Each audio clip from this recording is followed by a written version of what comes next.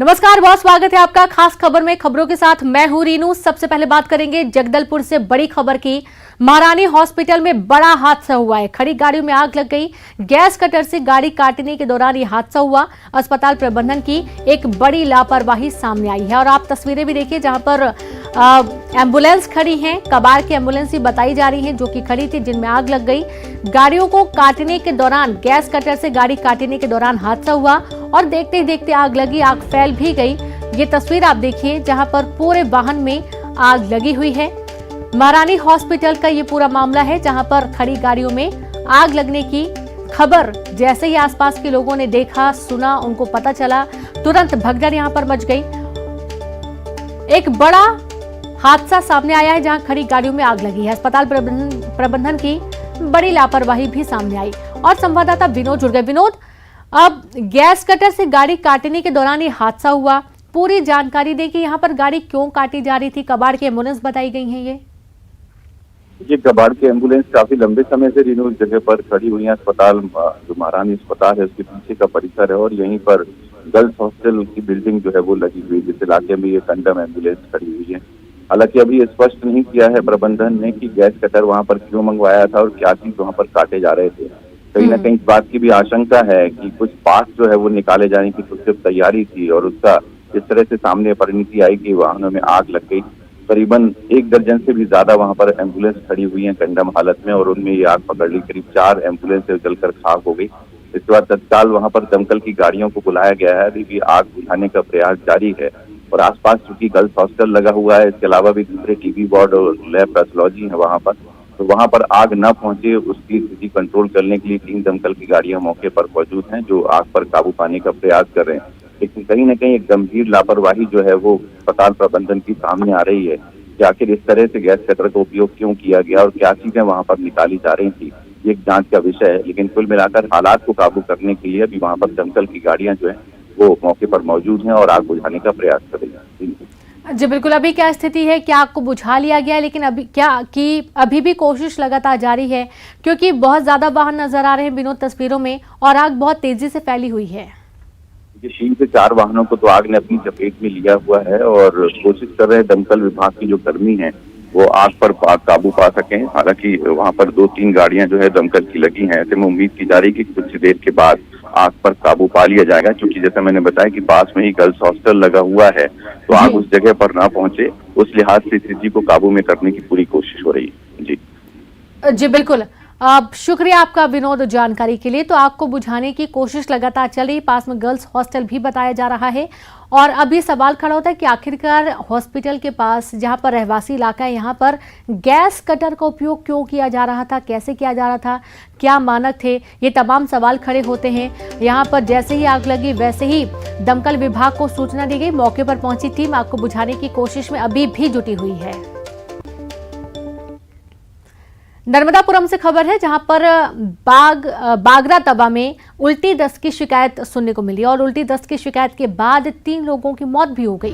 1 दर्जन से ज्यादा लोग दूषित पानी पीने से बीमार हुए। मौके पर कलेक्टर और स्वास्थ्य विभाग की टीम पहुंची। तो नर्मदापुरम से आपको बड़ी खबर दे रहे हैं जहां पर बागरा तवा में उल्टी दस्त की शिकायत सामने आई है। उल्टी दस्त की शिकायत के बाद 3 लोगों की मौत हुई। 1 दर्जन से ज्यादा लोग दूषित पानी पीने से बीमार हुए। मौके पर कलेक्टर और सामान्य स्वास्थ्य विभाग की टीम मौके पर पहुंची। यहां पर जांच की गई है और यह भी बताया गया कि जो लोग हॉस्पिटल में एडमिट थे उनको भी छुट्टी दे दी गई है, उनकी हालत खतरे से बाहर है। लेकिन 3 लोगों की मौत का मामला सामने आया है। दूषित पानी पीने की वजह से पूरा हादसा हुआ है। अब स्वच्छ पानी यहाँ पर मिल नहीं पाता है। शुद्ध पानी नहीं मिल पाने के चलते कई लोग बीमार होते हैं और अक्सर ऐसी तस्वीरें सामने आती रहती हैं। मांग भी की गई है कि स्वच्छ पानी मुहैया कराया जाए, लेकिन अभी तक इनको शुद्ध पानी पीने के लिए नहीं मिल पाया है। कलेक्टर ने पूरे मामले का मुआयना किया। खबर बिलासपुर से है। मानव तस्करी का बड़ा खुलासा किया गया। जी हां, बिलासपुर आरपीएफ की बड़ी कार्रवाई की गई है। हावड़ा मुंबई एलटीटी एक्सप्रेस से मानव तस्करी का खुलासा करते हुए झारखंड से कर्नाटक ले जाए जा रहे 6 बच्चों का रेस्क्यू किया गया। बच्चों को बाल कल्याण समिति के हवाले किया गया है। मजदूरी कराने के लिए इन बच्चों को कर्नाटक लेकर जाया जा रहा था और इसी दौरान ऑपरेशन नन्हे फरिश्ते के तहत आरपीएफ की टीम ने ये कार्रवाई करते हुए 6 बच्चों का रेस्क्यू किया है। तो बिलासपुर आरपीएफ की टीम ने बड़ी कार्रवाई की है। 6 बच्चों का रेस्क्यू किया गया। इन्हें कर्नाटक लेकर जाया जा रहा था, वहां पर इनसे मजदूरी करवाई जाती। मानव तस्करी का एक बहुत बड़ा खुलासा बिलासपुर आरपीएफ की टीम ने किया है।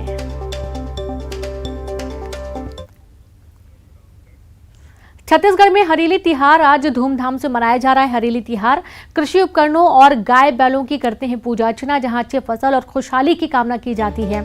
हरेली से होती है छत्तीसगढ़ में त्योहारों की शुरुआत। हरेली तिहार पर कई कार्यक्रमों का आयोजन किया गया। सीएम हाउस में हरेली तिहार पर कृषि सम्मेलन भी किया गया। महतारी न्याय रथ का शुभारंभ करेंगे सीएम। महिलाओं को उनके अधिकारों और कानूनों के प्रति जागरूक करने के लिए राज्य महिला आयोग से पहल की गई। आज से गौमूत्र की खरीदी शुरू होगी। 4 रुपए प्रति किलो शुरू होगी खरीद। गौमूत्र खरीदी की सीएम भूपेश बघेल शुभारंभ करेंगे। दुर्ग के करसा गौठान से करेंगे गौमूत्र खरीदी का शुभारंभ। रायपुर में नवागांव और बड़गांव से गौमूत्र खरीदी की शुरुआत की जाएगी।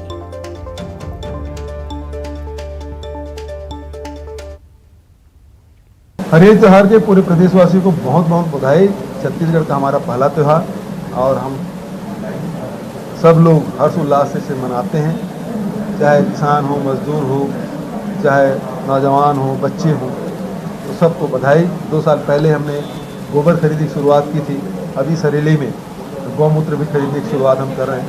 तो सभी को, प्रदेशवासियों को हरेली त्योहार की बहुत बहुत बधाई, गाड़ा गाड़ा बधाई। तो सुना आपने, मुख्यमंत्री हरेली त्योहार की गड़ा गड़ा बधाई सभी को दे रहे हैं। और ये बहुत बड़ा त्योहार माना जाता है क्योंकि यहाँ से इसी त्योहार के बाद से सारे त्योहारों की शुरुआत हो जाती है। ज्यादा जानकारी के साथ ममता जुड़ गई हैं लाइव। ममता, हरेली त्योहार की शुरुआत हो रही है, काफी खुशी और देखा जाता है कि बहुत ही धूमधाम से मुख्यमंत्री भूपेश बघेल भी इस त्योहार को मनाते हैं।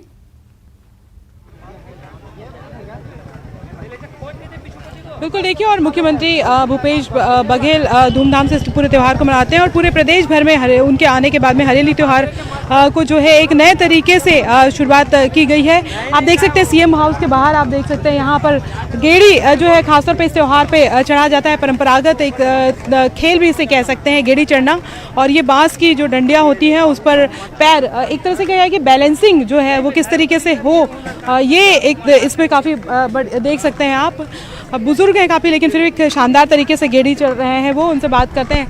हरेली है आज, बहुत उत्साह है। हाँ, जय हो गौटनी, जय हो तोर। अब पोखा पोखा से मिल मोर बरजोर, ठीक है। हाँ, तो आज हरेली के त्योहार छत्तीसगढ़ के पहली त्योहार है। किसान मन अपन नांगर बैला कुदारी सब ला धो धुआ के आज के दिन पूजा करे जाते। और किसान अपन बच्चा के लिए साल भर के लिए ये व्यायाम हुए करके 1 हफ्ता के लिए ये गेड़ी रखे जाते, ओकर बाद पूजा करके स्थापना करे जाते। राग सुना होगा का गाँव मैडम में तहाँ फर गए गेड़ी कूदई में। तो वो कह रहे हैं कि हाँ गए हैं, लगातार यहाँ पर गेड़ी चढ़ रहे हैं। और यहाँ पर आप देख सकते हैं और एक बुजुर्ग जो है वो आए हुए हैं यहाँ पर गेड़ी चढ़ने के लिए। सीएम हाउस के बाहर लगातार लोग पहुँच रहे हैं। यहाँ पर काफ़ी बड़ा आयोजन है और आज से ही 4 रुपये में गौमूत्र की जो खरीदी है उसकी शुरुआत की जाएगी। गोधन न्याय योजना का विस्तार किया जाएगा। आप देख सकते हैं, उम्र देखिए और बैलेंसिंग देखिए कि किस तरीके से वो गेड़ी चढ़ रहे हैं। हाँ, ये पहली तिहार है ना हमारे छत्तीसगढ़िया के, तो बड़ मजा आता। गेड़ी घलोक बने बाजत है तो बहुत मजा आता, बढ़िया। तो गाय सुनाओ का है ना ही, अब गाय बर अब तक पढ़े लिखे नहीं होना, नहीं आल धरे भुला जाऊँ तो हम फिर गड़बड़ हो जी। कावट चैनल में चलत ना,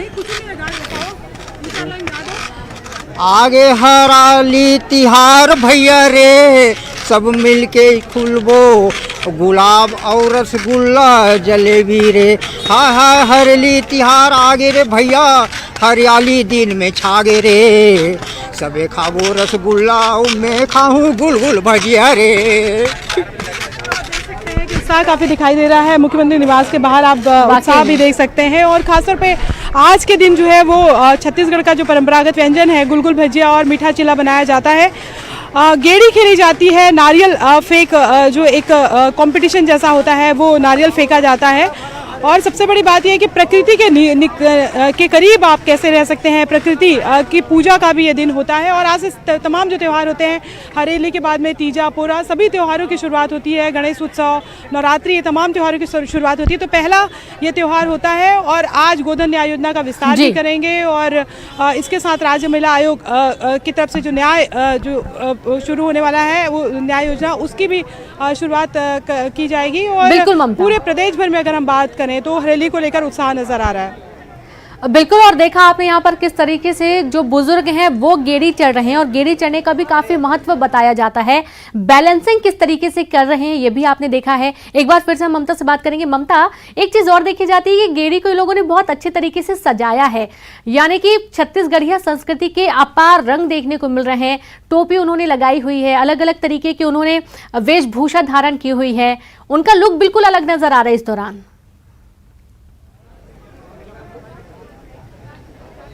बिल्कुल, देखिए, और कोई भी त्यौहार जो होता है उसमें जो परंपराएं होती है उसके पीछे एक साइंटिफिक एक तरह से कहें कि मैसेज भी होता है। जिस तरीके से वो बुजुर्ग बता रहे थे कि आज के दिन वो गेड़ी चढ़ते हैं, लगातार प्रैक्टिस की जाती है क्योंकि इतना आसान नहीं है। हम एक बार फिर से उनसे कहेंगे कि एक बार फिर से आपको गेड़ी चढ़ के दिखाया। आप उनकी उम्र देखिए और एक बैलेंस देखिए उनका। बिल्कुल, तो ये सामंजस्य कैसे जो है वो किया जाता है जीवन में, एक तरह से वो भी सिखाता है। और व्यायाम, वो कह रहे थे कि व्यायाम भी होता है, गेड़ी चढ़ के दिखावा ना हो। और ये चीज़ें जो है वो धीरे धीरे ख़त्म होते जा रही थी, लेकिन अभी अगर हम बात करें तो एक बार फिर से रौनक आई है। युवा पीढ़ी भी जो है अब इसको बहुत अच्छे तरीके से मनाती। क्या बच्चे बुजुर्ग, आप गांव में जाएंगे तो खासतौर पे इस तरह का पूरा आपको माहौल दिखाई देगा। ये वेशभूषा आप मन के बहुत अलग तरह का वेशभूषा है। ये छत्तीसगढ़ के पारंपरिक वेशभूषा है मैडम। छत्तीसगढ़ में ये पहली त्यौहार है जन हरेली बोलथन। किसान अपन नांगर बैला हंसिया कुदारी सब ला धो मांझ के पूजा पाठ करते। ओकर बाद अपन बच्चा के लिए ये व्यायाम के रूप में गेड़िल बनाते ताकि पढ़ाई लिखाई ये एनर्जी के लिए अच्छा रहा है और ये छत्तीसगढ़ के जी में समझ जाए।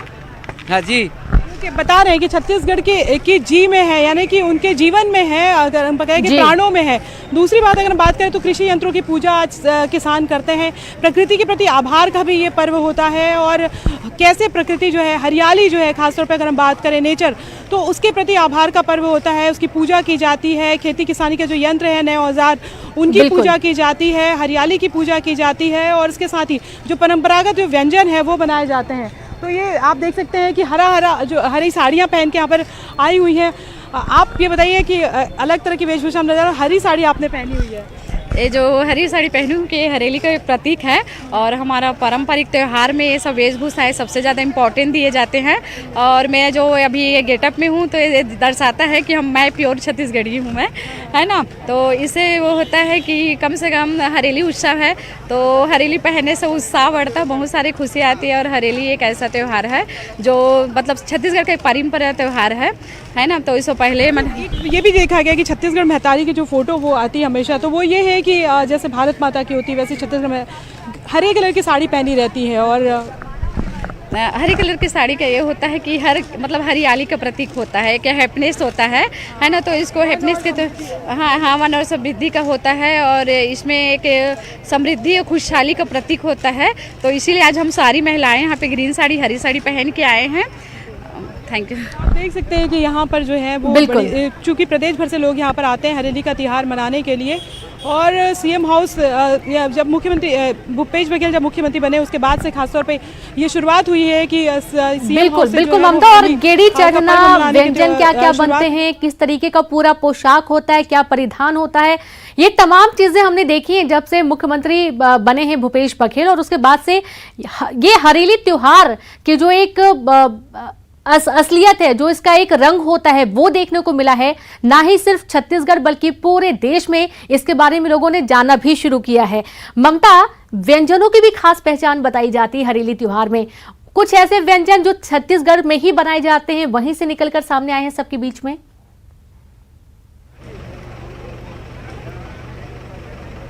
बिल्कुल, देखिए आज खास तौर पे अगर हम बात करें तो मीठा चीला बनाया जाता है, गुलगुल भजिया बनाया जाता है।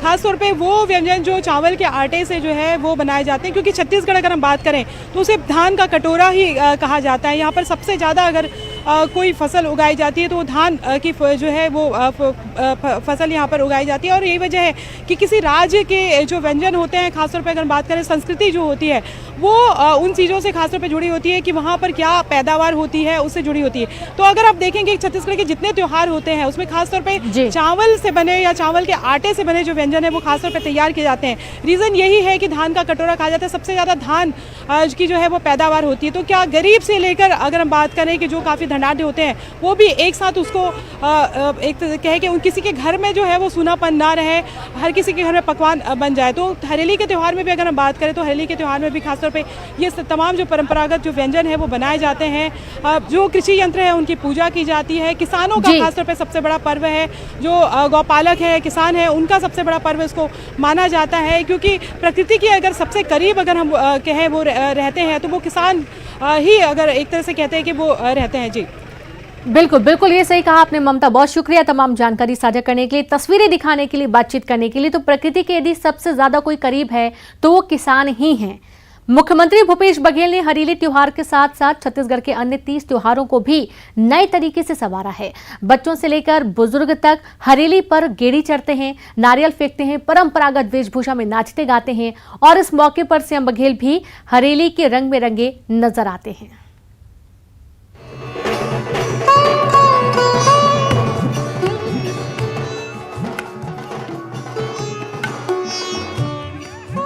छत्तीसगढ़ में आई भूपेश बघेल सरकार ने स्थानीय पर्व त्योहार से लेकर सभ्यता संस्कृति तक को खासा महत्व दिया है। प्रदेश के साहित्यकारों और बुद्धिजीवियों के साथ कलाकारों का भी कहना है कि पिछले 3.5 वर्षों में मुख्यमंत्री भूपेश बघेल ने हरेली त्योहार की रौनक घर घर पहुंचाई है, जिसमें राज्य की युवा पीढ़ी भी बढ़ चढ़कर हिस्सा ले रही है। वहीं किसान भी बेहद उत्साहित हैं। आज शुरू हो जाता है कि हरेली महत्वपूर्ण त्योहार होते, खेती किसानी के काम एमें सिराज थे और विश्राम अवस्था में हमारे किसान परिवार मन पूजा पद्धति अपनाते हैं। गौधन के पूजा होते और गौधन के संस्कार ल तो अतेक पालित पोषित करे हमारे छत्तीसगढ़ के भूपेश सरकार है, जेकर चतका तारीफ करे जाए कम है पूरा देश दुनिया में। छत्तीसगढ़ के कलाकारों का भी कहना है कि मुख्यमंत्री भूपेश बघेल ने 30 त्योहारों के साथ छत्तीसगढ़ की कला और संस्कृति को सजाने संवारने में काफी मेहनत की। इसी का नतीजा है कि लोग महीने भर पहले से ही इसका इंतजार करने लगे हैं। हरेली तिहार के साथ भी ऐसा ही है। इधर से जिन आदमी हरेली ला नहीं जानत रही से वो जाने शुरू कर दे हैं। हमारे यहाँ के बहुत ही प्रमुख त्योहार हवे हरेली, जेमा कृषि पर आधारित जितना भी पूजा पाठ और यंत्र मन के पूजा पाठ, गेड़ी चढ़ाई, ये सब नवा मतलब कहना चाहिए कि बड़े रूप में निकल करके सामने आवा थे। तो ये सरकार ला मैं धन्यवाद देना चाहता हूँ कि कम से कम छत्तीसगढ़ के 30 त्योहार ला भी बढ़ाए के वो मन काम करें। आम लोगों ने भी कहा है कि मुख्यमंत्री भूपेश बघेल ने आम छत्तीसगढ़िया के मन में अपने त्योहारों को लेकर एक नया अभिमान जगाया है। हरेली का त्योहार आज घर घर में छत्तीसगढ़ की कला और संस्कृति को संवारने का बड़ा माध्यम बन गया है। सरकार तो अच्छा प्रयास करे है, राज्य के पहचान है हरेली त्योहार, तीजा पोरा, ये हमारे राज्य पर बहुत अच्छी बात है। और हमारे राज्य के आदमी मतलब के बाहरी आदमी जानते नहीं तीजा पोरा क्या होते की अब ऐसे हो गए तीजा पोरा हम हर क्षेत्र के आदमी, हर गांव के बाहरी आदमी सब जानते तीजा पोरा का तिहार, इसलिए सब मिलजुल के बनाते तिहार अच्छा से। जो हरेली जो गेड़ी तिहार है, पहली जैसे मैं एक छत्तीसगढ़िया हूँ, मैं मोड़ तक स्तर तक रही से गाँव स्तर तक, शहर में कोनो जानबे नहीं करे। लेकिन आज जब से हमारे छत्तीसगढ़िया मुख्यमंत्री बने हैं तब से मतलब वो अपन सीएम हाउस में खुदे गेड़ी चढ़ते और खुदे सरी मतलब जो परंपरा थे लोग उन्हें निभाते सब देखा थे। हरेली त्योहार के दिन मुख्यमंत्री भूपेश बघेल त्योहार के परंपरागत पकवानों के साथ सौगातों की बरसात करके मुंह भी मीठा कराते हैं। इस बार सरकार हरेली के दिन से गौमूत्र की खरीदी करने जा रही है, जो गौ पालकों को न सिर्फ आर्थिक रूप से मजबूत बनाएगा बल्कि इससे राज्य में कीटनाशकों के खिलाफ लड़ाई तेज होगी और ऑर्गेनिक खेती को बल मिलेगा। और दिल्ली से बड़ी खबर है जहां पर फिर बौखलाया पाकिस्तान। जी हां, पाक विदेश मंत्रालय का बयान, 44वें चेस ओलंपियाड में शिरकत नहीं करेगा पाकिस्तान। चेन्नई में होना है चेस ओलंपियाड। जम्मू कश्मीर से ओलंपियाड की टॉर्च पास करने से पाकिस्तान बौखला गया है। 21 जून को श्रीनगर से पास हुई थी ओलंपियाड की टॉर्च और इस दौरान आप ये देखिए कि पाकिस्तान की बौखलाहट देखने को मिल रही है। बड़ी खबर है दिल्ली से, फिर से बौखलाया पाकिस्तान। पाक विदेश मंत्रालय का बयान कि 44वें चेस ओलंपियाड में शिरकत नहीं करेगा पाकिस्तान। चेन्नई में होना है चेस ओलंपियाड। जम्मू कश्मीर से ओलंपियाड की टॉर्च पास करने से पाकिस्तान बौखलाया है। 21 जून को श्रीनगर से ओलंपियाड की टॉर्च पास हुई थी और अब चेन्नई में चेस ओलंपियाड होना है।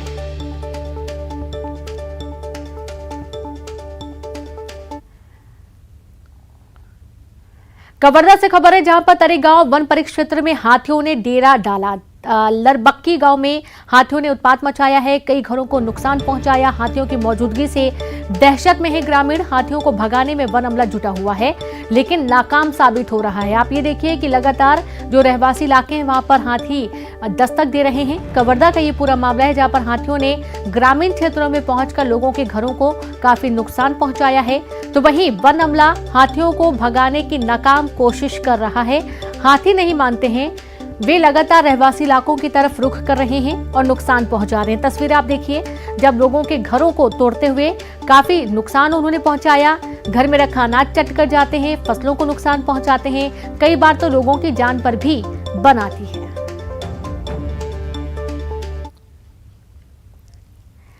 बैतूल में मुल्ताई के अमरावती रोड के पास जोरदार बारिश के बाद एक बोरवेल से जलधारा फूट पड़ी। किसान के खेत में 1000 फीट गहरा ये बोरवेल 3 महीने पहले सूख चुका था और किसान भी इससे पानी निकलने की उम्मीद छोड़ चुका था। लेकिन इलाके में जोरदार बारिश के चलते नदी, तालाब और डैम पानी से लबालब हुए तो बोरवेल भी रिचार्ज हो गया और उसमें से इस समय जलधारा फूट पड़ी है। देखिए तस्वीरें।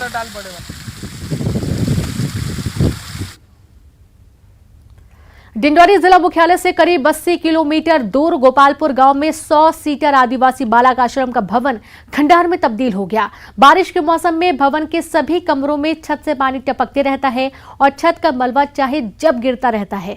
फर्श में लगे टाइल्स भी उखड़कर बाहर आ गए। बावजूद इसके खंडहर हो चुकी इसी भवन के एक कमरे में आश्रम का संचालन किया जा रहा है। भवन की स्थिति देख छात्र और उनके अभिभावकों को चिंता सता रही है। तो वहीं अधीक्षक का कहना है कि उन्होंने आदिवासी विकास विभाग के जिम्मेदार अधिकारियों को कई बार जानकारी दी, लेकिन स्थिति जस की तस बनी हुई है।